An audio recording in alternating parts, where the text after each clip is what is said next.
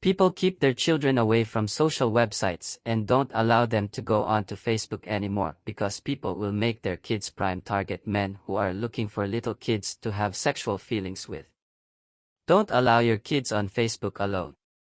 The number of kids going missing in Canada and the USA is around 4.9 million% just because old men are hunting for their next target on Facebook.